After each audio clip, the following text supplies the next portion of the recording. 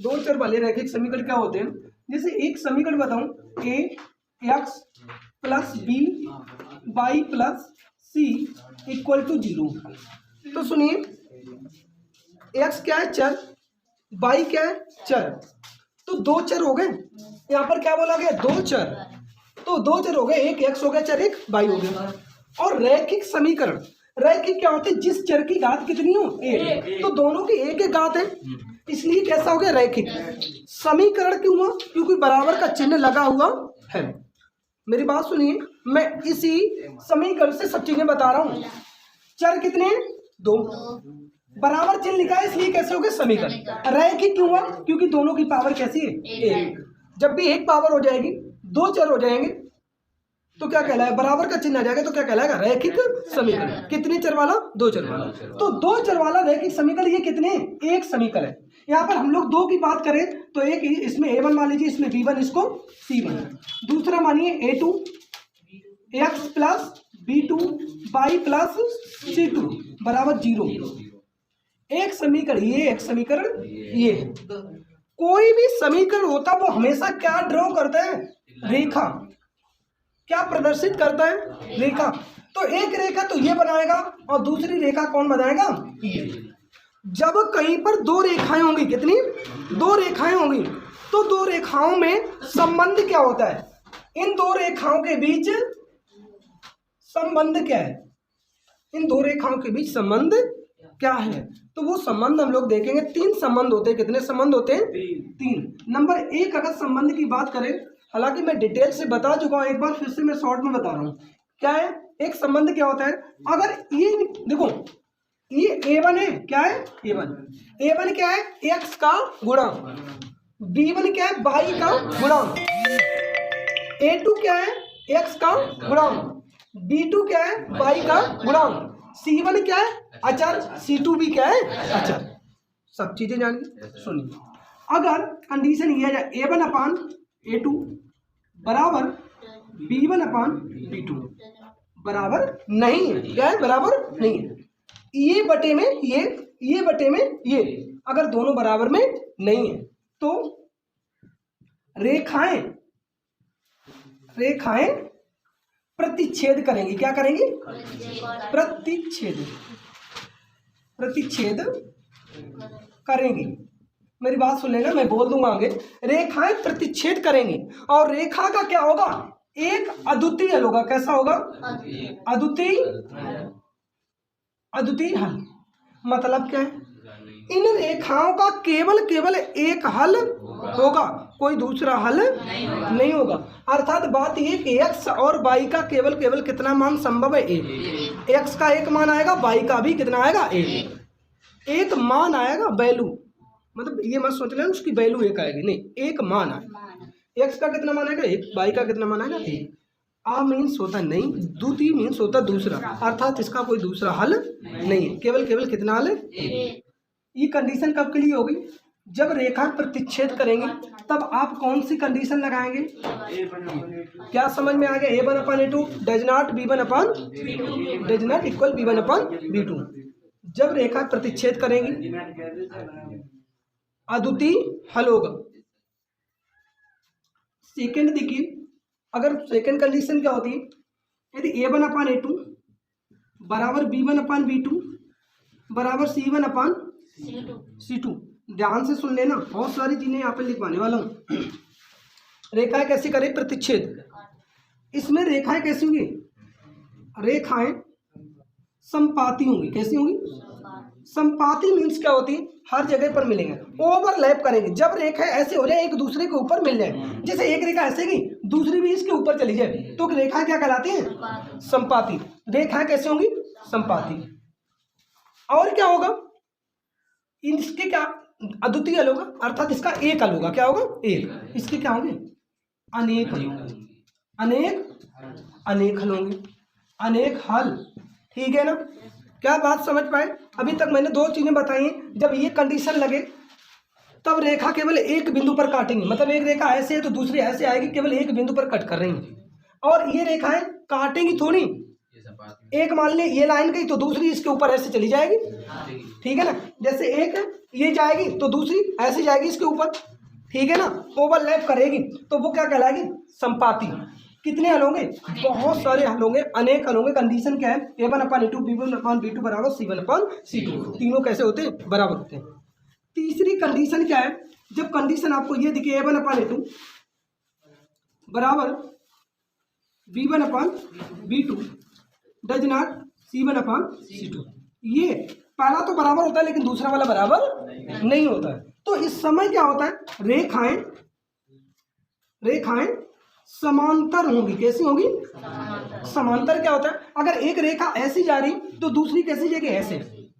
मतलब ये कहीं भी एक दूसरे को टच नहीं करेंगी। वे रेखाएं जो एक दूसरे को कभी भी टच ना करें, कभी भी टच ना करें तो क्या कहलाएगी, समांतर। इनके बीच की दूरी क्या होती, बराबर। अब क्या होगी, जब टच नहीं करेंगी तो हल कोई नहीं। यहाँ पर लिखेंगे कोई हल नहीं, एक हल, अनेक हल, यहाँ पर कोई हल। ध्यान रखना ये रेखा कैसी होगी, असंगत। ये कैसी रेखाएं कहलाती हैं, असंगत। असंगत। तो मेरी बात सुन लीजिए, एक कंडीशन है वो याद कर लेना, नहीं तो क्वेश्चन आएंगे फिर बाद में मत कहिएगा। ये दोनों रेखाएं कैसी कहलाती हैं, संगत। कैसी कहलाती हैं, ये असंगत होती। ये दोनों कंडीशन कैसे हैं, संगत। अगर ये पूछ दे कि बताइए रेखा संगत है कि असंगत है, अगर इस कंडीशन को फॉलो कर जाएंगी तो क्या होगी, असंगत। अगर इसको फॉलो नहीं करेंगे तो क्या होगी, संगत। समझे कि नहीं, क्या समझे। अगर इसको फॉलो करती तो संगत, वो असंगत, अगर नहीं करती है तो संगत। मैंने 3 कंडीशन बताई। जब 2 रेखाएं दी तो एक रेखा दूसरी रेखा, दोनों रेखाओं में संबंध क्या होते हैं, तो दोनों रेखाओं में एक संबंध तो ये a1/a2 बराबर b1/b2, मतलब ये दोनों बराबर नहीं है। कैसे बराबर नहीं है, देखो ऐसे आएगा। मान लीजिए इसका मान 2 3 5 7, तो देखो ऐसे करेंगे, मान लीजिए 2 3 5 7, तो यहाँ पर लिखेंगे देखो 2 बटे क्या हो जाएगा 3, और ऐसे लिखेंगे, देखो यहाँ पे लिखे बताओ 2 बटे 3, ये इसके बटे में ये 5 बटे 7, क्या ये बराबर है, क्या बराबर है। देखो अरे बराबर का मतलब जो इधर लिखा है वो उधर लिखा ना, या आपको नहीं पता है तो मैं बताऊं ऐसे बराबर कर लेना। 7 दूनी 5 क्या बराबर हुए, नहीं हुए ना, बराबर नहीं हुए, अर्थात ये बराबर नहीं है। और जब बराबर नहीं होते तो क्या होता है, केवल कितना लोग, एक। ओवरलैप कर जाए, एक ये जा रही उसके ऊपर दूसरी चली गई रेखा तो क्या कहलाएगा, ओवरलैप, और क्या कहलाएगा, संपाती होंगी, अनेक हल होंगे। कितने होंगे, संपाती होंगे, अनेक हल होंगे। अगर रेखाएं पहले तो बराबर, सी वाला बराबर नहीं है तो क्या कहलाएंगे, रेखाएं समांतर होंगी। अर्थात एक रेखा इधर जाएगी तो दूसरी इसके समांतर, इनके बीच की दूरी हमेशा क्या होगी, बराबर। ये कभी भी एक दूसरे को टच नहीं करेंगी, क्या कहलाएंगे, रेखाएं समांतर, कोई हल नहीं। और कैसा होगा, असंगत। समझे कि नहीं, ठीक है ना, समझ आया, बताओ। अब आगे बढ़ जाए। हाँ देखिए इधर दूसरा क्वेश्चन है, पहला मैं करवा चुका हूँ, दूसरा देखिए। 2 किलोग्राम सेब और 1 किलोग्राम अंगूर का मूल्य किसी दिन 160 था। ध्यान से सुनिए, पहले ये कह रहा है 2 किलोग्राम, ऐसे सुनो पहले, जैसे क्या कहा है इसने, 2 किलोग्राम, 2 केजी क्या है, सेब, बोला सेब ले ली, और क्या ले ली, 1 केजी अंगूर ले लिए। इनका मूल्य दोनों को जब जोड़ा गया तब उसने कितने रुपए दिए, 160 रुपए दिए, ऐसे तो बोला। तो अगर मैं ये मान लूं, देखो इसमें मानना पड़ेगा, तो मैं मान के लिख दूं, ऐसे लिखेंगे माना, क्या लिखा, अंगूर, पहले सेब लिखा अंगूर लिखा है, तो पहले से माना, सेब माना 1 किलो, ऐसे लिखना, 1 केजी सेब व 1 केजी अंगूर का मूल्य क्रमशः, क्या लिखेंगे, क्रमशः का मतलब पहले सेब फिर अंगूर, x व 22 रुपए है, ठीक है ना। अगर ये बोले 1 किलो सेब का मूल्य 100 रुपये, 1 किलो अंगूर का मूल्य 22 रुपये। अब मेरी बात सुन लेना, एक बात मुझे बता दीजिए, आप इतना बताइए मुझे, सेब 2 किलो। अरे भाई ये माना है मैंने, मैं यही तो कह रहा हूँ तुमसे। सुनो पहले, ये कह रहा, मैं जो बता रहा हूँ उसको समझिए। 1 केजी सेब 1 kg सेब बराबर मैंने मान लिया 100 रुपये। तो ये बताओ 2 kg सेब का मूल्य कितना हो जाएगा? 2x। बोला ये कैसे? तो मैं आपसे कहूँ 1 kg सेब का मूल्य 10 रुपये, तो 2 kg का कितना हो जाएगा? 20। तो बस यही तो मैं कहता हूँ, 20 मत कहिए, 2 गुणे 10 कहिए। समझ में आया?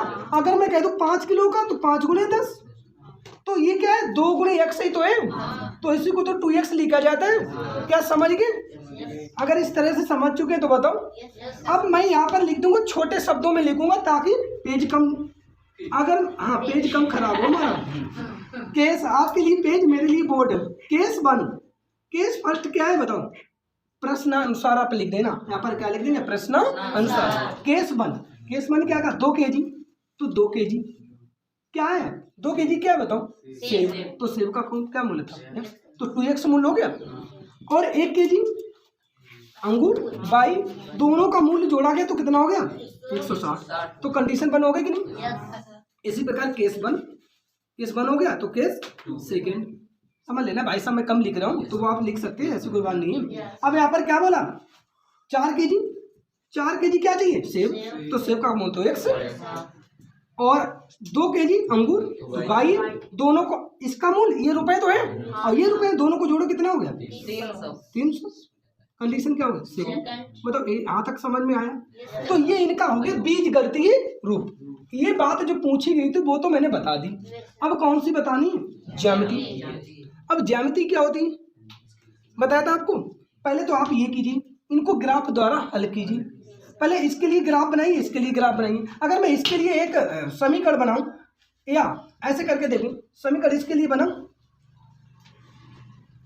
2x इधर रखो, क्या बताओ एक ही बार में कर दूं? सुन लो, 160 इधर लिखा, ये अगर इधर आएगा तो क्या हो जाएगा? सुनो, मैं लिख रहा हूं 160 बाई को मैंने अगर 2x को इधर ले आए तो क्या हो जाएगा? 160 अगर 2x इधर आएगा तो क्या हो जाएगा? माइनस का 2x, इधर क्या बचेगा? बाई। तो एक तो समीकरण ये हो गया। इसके लिए समीकरण क्या बन गया? या बाई को रखा इधर, तो बाई को भी इधर रखो, बराबर चिन्ह लगाओ। इधर क्या लिखा है? 300। अगर इस 4x को इधर लाएंगे तो क्या हो जाएगा? माइनस की 4x, इधर क्या बचेगा? 2 बाई। मेरी बात सुन लो, छोटा कम करते हैं, 2 का गुणा इधर क्या हो जाएगा? तो मैंने डायरेक्ट एक समीकरण आपके निकाल दिया बटे में 2। क्या समझ में आया? आया?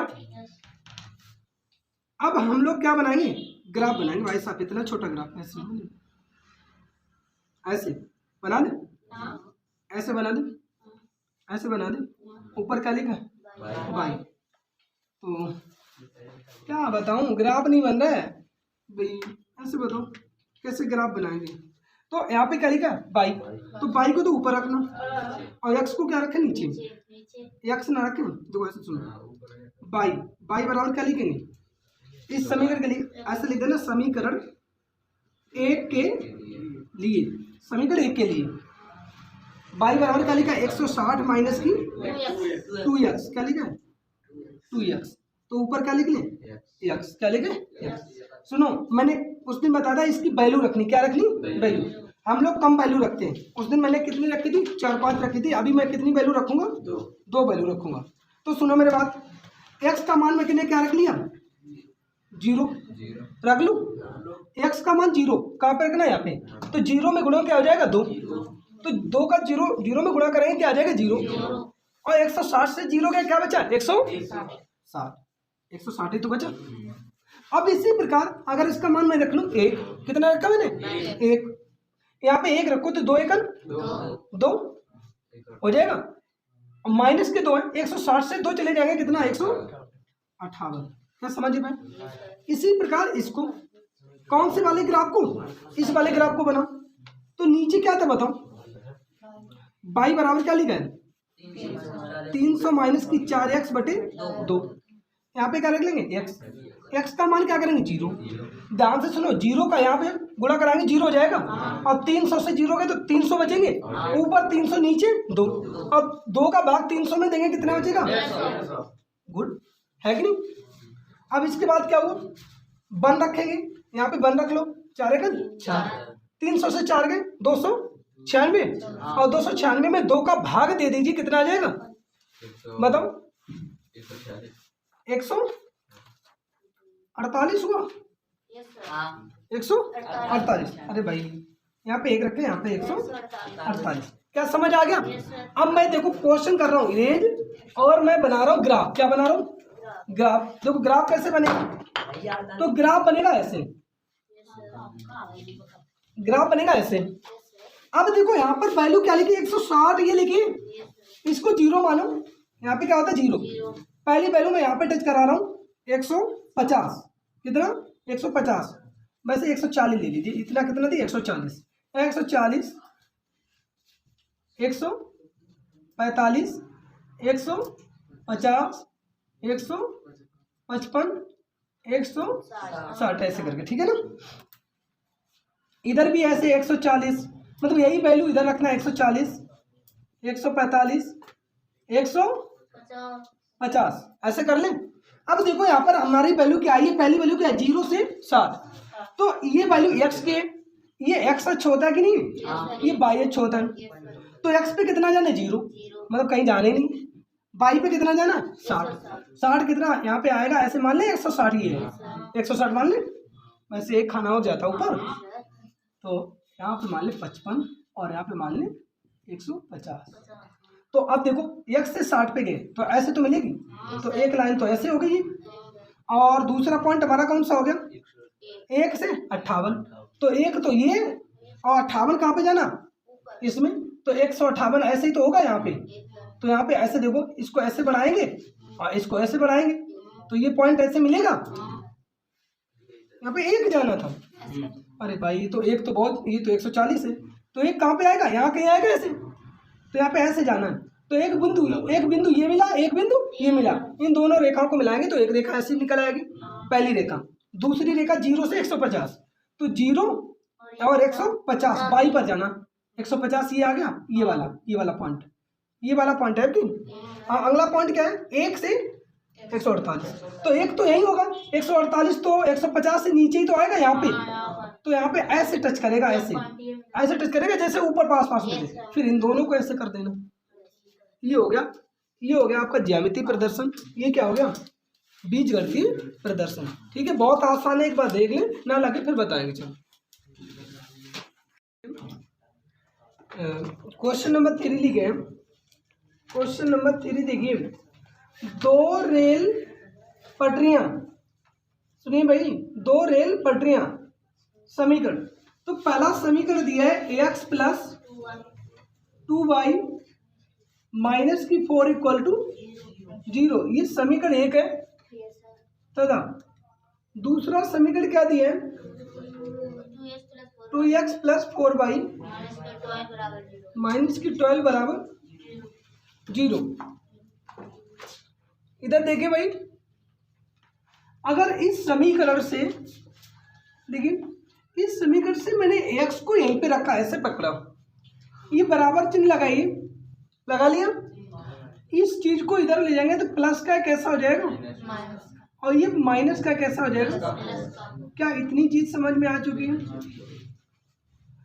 इसको देखिए,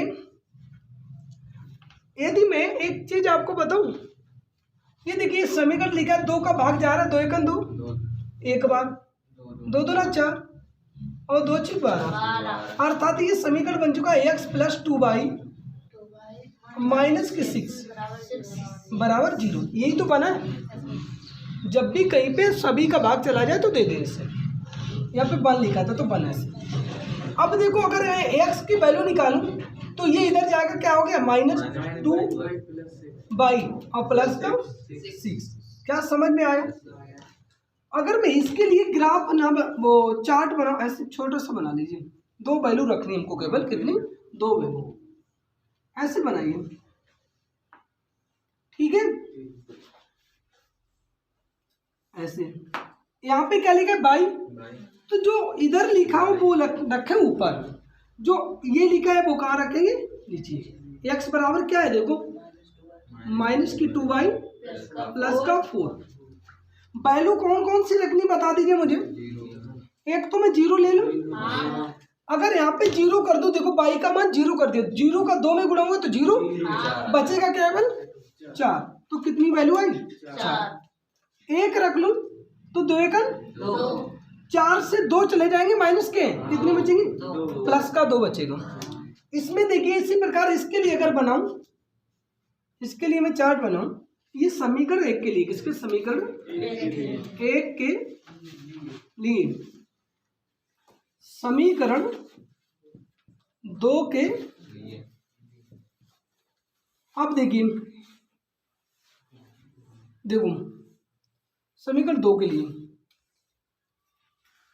ऊपर क्या रखना है बाई, नीचे x बराबर क्या लिखा है -2y प्लस का, देखो यहाँ पे अगर 0 रख लें तो 0 का 2 में 0 क्या आ जाएगा 6, 0 पर क्या है 6, 1 पर 2 एकन 2, तो 6 से कितना बचा 4।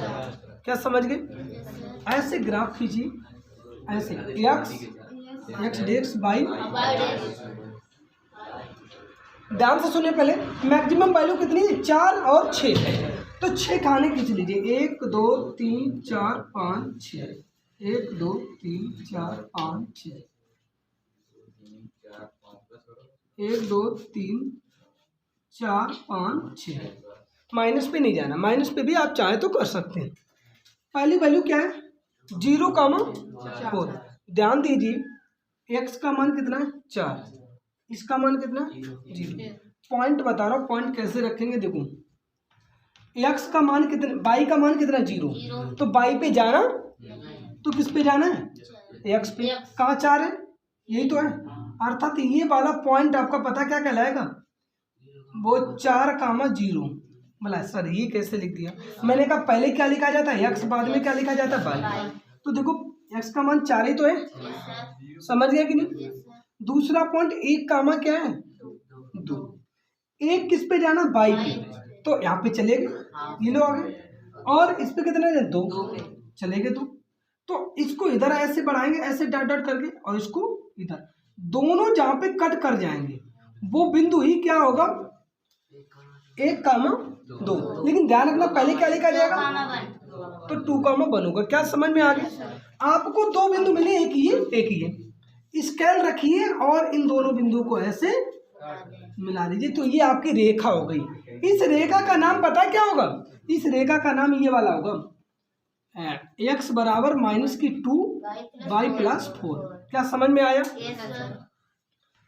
उससे बेहतर आ रहा होगा, इसको देखिए 0 6, बाई पर कितना गया 0, मतलब जाने नहीं, x पर कितना गया 6, यहाँ पे आएंगे तो ये वाला पॉइंट कितना हो जाएगा 6,0, क्योंकि पहले x लिखा जाता है।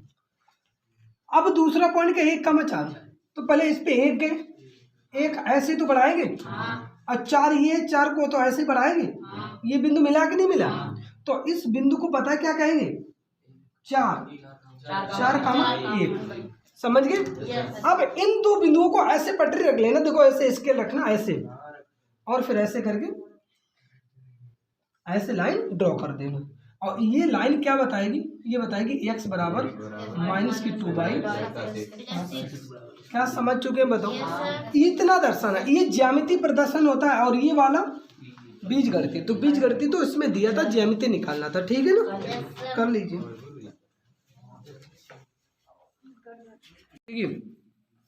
क्वेश्चन नंबर 4 का पहला दिए 5 पेंसिल 7 कलम का कुल मूल्य 50 रुपये, जबकि 7 पेंसिल 5 कलमों का मूल्य 46 रुपये है। एक पेंसिल 1 कलम का मूल्य ग्राफीय विधि द्वारा ज्ञात करना है। तो सबसे पहले आप लिखेंगे किसका मूल्य ज्ञात करना है, 1 कलम और 1 पेंसिल, तो आप लिखेंगे एक पेंसिल ऐसे लिखेंगे, माना लिखेंगे माना 1 पेंसिल व 1 कलम का मूल्य क्रमशः क्या लिखेंगे, क्रमशः x बाई आगे रुपए भी लिख सकते हैं, ठीक है ना, x बाई रुपए, ठीक है ना। 1 कलम का देखो एक पेंसिल का मूल्य कितना है x और कलम का मूल्य कितना है y। तो आप लिखेंगे प्रश्नानुसार। अब बताइए मुझे, यहाँ पर केस 1 लिखेंगे, करेंगे केस 1। केस 1 पहली बार 5 पेंसिल, तो 5 और एक पेंसिल का मूल्य कितना है, तो 5x हो जाएगा। प्लस जोड़ेंगे तो क्योंकि 7 कलम, तो 7 बाई कितने रुपए हो रहे 50। समीकरण 1 बना। क्या दिक्कत है? अब ग्राफीय विधि द्वारा अगर हल करना है तो इसको पहले क्या बनाएंगे, x को इधर रखो, इसको इधर ले जाओ। 50 माइनस की क्या हो जाएगा 7 बाई 5 का गुणा क्या हो जाएगा, x बराबर क्या हो जाएगा 50 माइनस की 7 बाई बटे में क्या हो जाएगा, ये बनेगा समीकरण। इसको समीकरण 1 बना दीजिए। क्या दिक्कत है? यहीं पर अगर मैं लिख दूं केस सेकंड नंबर बात उसने क्या कही है, देखो 7 पेंसिल, तो एक पेंसिल कितना था बताओ, एक पेंसिल तो कितना था x, 7 का 7x हो गया, और प्लस 5 कलम तो 5, और कलम का मूल्य कितना भाई, कितने रुपए आप दे रहे हैं 46। इसमें भी ऐसे चेंज कर लो, 7x इधर जाएगा 46 माइनस की 5 बाई 7 का गुणा क्या हो जाएगा 46 माइनस की 5 बाई अपान 7। ये आपका समीकरण बन गया सेकंड। ग्राफीय विधि द्वारा जब हल करते तो ग्राफ ऐसे ही तो बनाते हैं, ऐसे बनाते ग्राफ।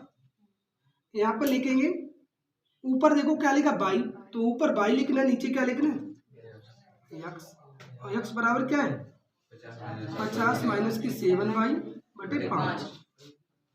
ध्यान से सुनो, मैंने वैल्यू पुट बताया था, कहां से करेंगे, जीरो से। लेकिन जीरो ना करके पता है एक कर लें, क्योंकि जीरो वाला फालतू में रखना पड़ेगा। चलो देख लेते, जीरो कर लेते हैं। चलो पहले जीरो से, जीरो यहाँ रखेंगे तो 7 जीरो हो जाएगा, बचेगा कितना 50, और 50 में 5 का भाग देंगे कितना जाएगा 10। क्या समझ आया? एक रख ले, एक जैसे 7 है, 7 का 7, यहाँ से 57 का है, 7 जाएंगे माइनस के है ना, कितना हो जाएगा, कितना हो जाएगा बटे 5, 5 का भाग तो जाएगा नहीं, ऐसे छोड़ दो। ऐसे इसी प्रकार 2 रख ले तो 7 दूनी 14, कितना बचेगा 36, 36 बटे 5। इसी प्रकार आप रख लेंगे 3, तो 7 या 21, 21 जाएंगे कितने बचेंगे 29, 29 बटे 5। इसी प्रकार क्या रखेंगे बताओ 4, 7 चौक 28, 28 जाएंगे तो कितने बचेंगे 22। इसी प्रकार क्या रख लेंगे 5, 7 पना 35, अब कितने बचेंगे 15 बचेंगे, 5 क्या है समझ गए। आपको या तो ये वैल्यू मिलेगी, जीरो तो मिलेगा नहीं, तो क्या मिलने वाली ये, इसीलिए मैंने यहाँ तक बनाया। अब इसका ग्राफ बना लीजिए।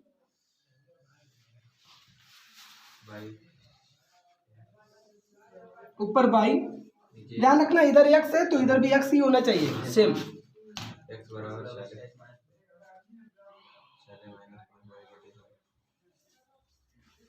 ठीक है, सबसे पहले आपने जीरो रखा तो 46 बटे क्या आ जाएगा 7।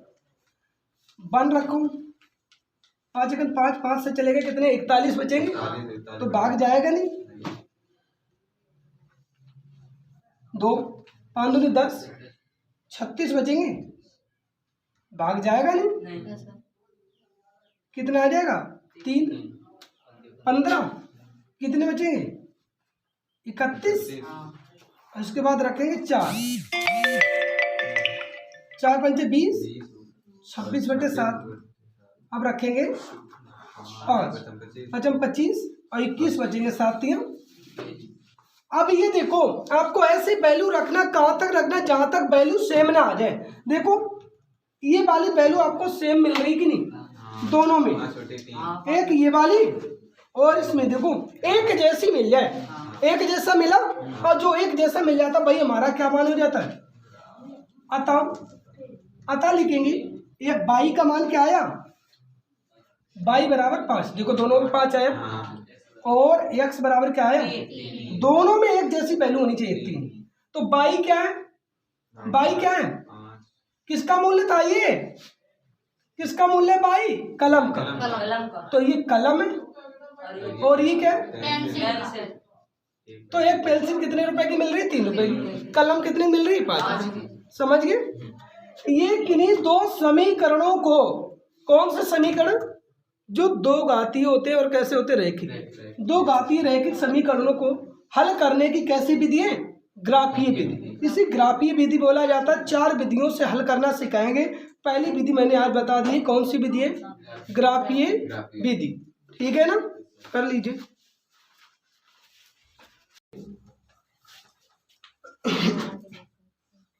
देखिए क्वेश्चन दिए कक्षा 10 x 10 होता है, कक्षा 10 के 10 विद्यार्थी, कितने विद्यार्थी, 10 के केवल 10 विद्यार्थी ने एक गणित की प्रतियोगिता, कोई टेस्ट नहीं होता है तो उसमें बोल रहा है गणित की प्रतियोगिता, गणित की प्रतियोगिता हुई जिसमें कितने बच्चों ने भाग लिया, केवल 10 बच्चों ने भाग लिया, कितने, 10। यदि लड़कियों की संख्या लड़कों की संख्या से 4 अधिक है तो प्रतियोगिता में लड़कों और लड़कियों की संख्या ज्ञात कीजिए। पहले तो ये बताओ, जो प्रतियोगिता हुई है, जो टेस्ट हुआ है, उसमें कितने बच्चे थे, कुल विद्यार्थी 10। अब 10 में कुछ लड़कियां हैं और कुछ क्या हैं, लड़के हैं, यही तो है, लेकिन कुल बच्चे कितने, 10। ये पूछा लड़के और लड़कियां कितनी होंगी, हम लोग अभी क्या लिखते हैं, माना लड़कों, यहाँ पे क्या लिखे, देखो पहले किसके लिखे, लड़कियों की संख्या, लड़कों की संख्या से 4 अधिक है, लड़कियों की संख्या लड़कों की संख्या से 4 अधिक है, किसकी संख्या अधिक है, लड़कियों की संख्या। तो पहले ऐसे माना लड़कों व लड़कियों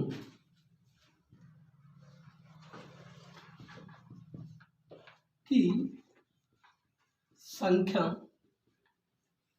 क्रमशः x व y है। मान लीजिए लड़के कितने हैं, x, लड़कियां कितनी है, y। अब ये बताओ,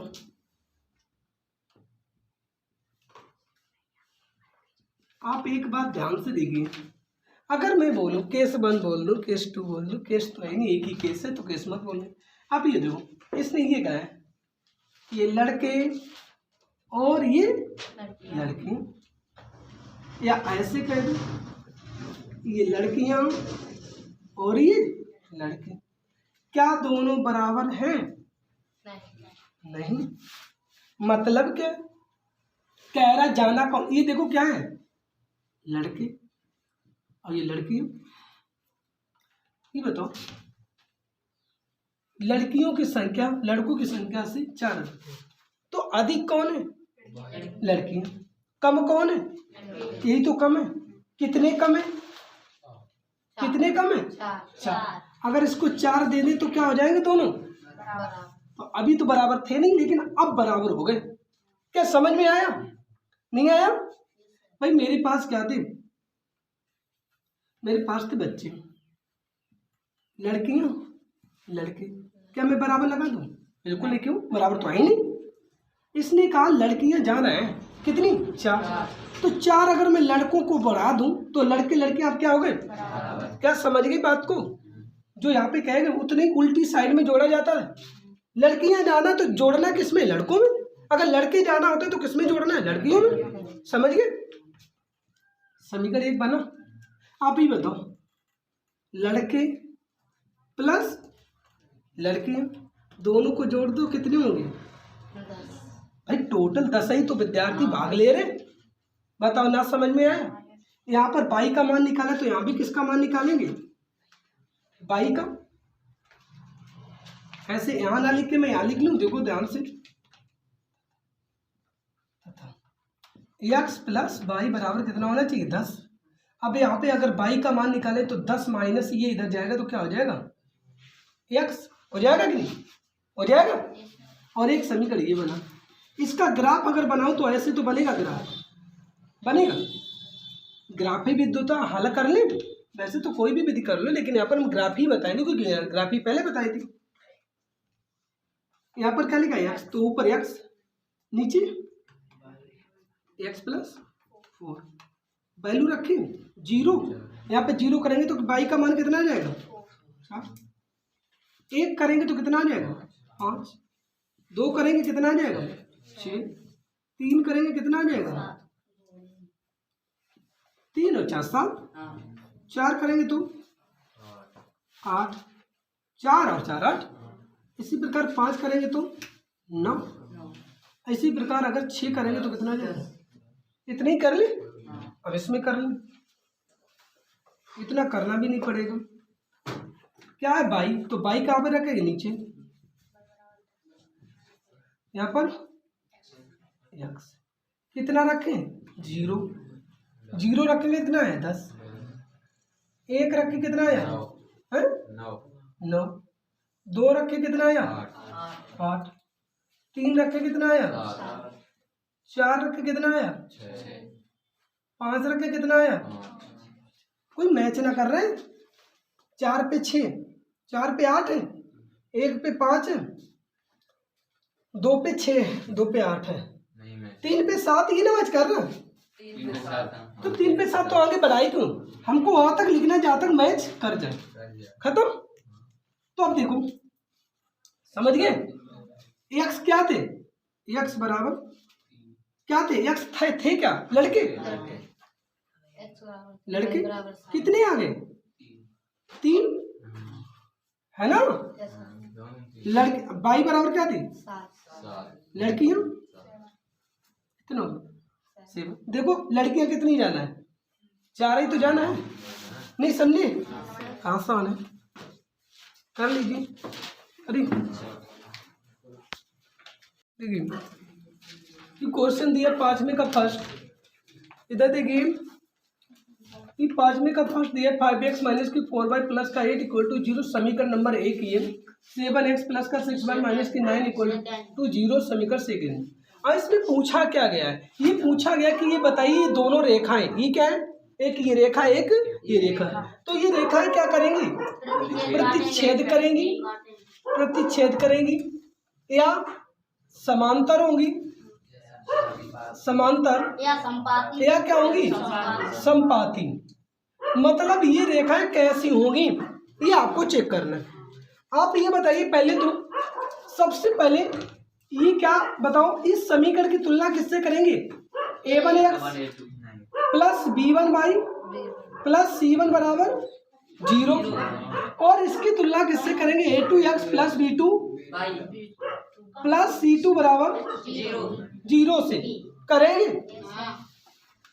अगर इसी प्रकार यहाँ पर लिख सकते हैं आप, समीकरण 1 की तुलना इससे करने पर समीकरण 2 की तुलना इससे करने पर, तो देखिए a बराबर क्या हो जाएगा 5, b1 बराबर a1 और b1 बराबर क्या हो जाएगा -4, c1 बराबर क्या हो जाएगा, ये c1 है क्या है 8, a2 7, b2 6, c2 -9।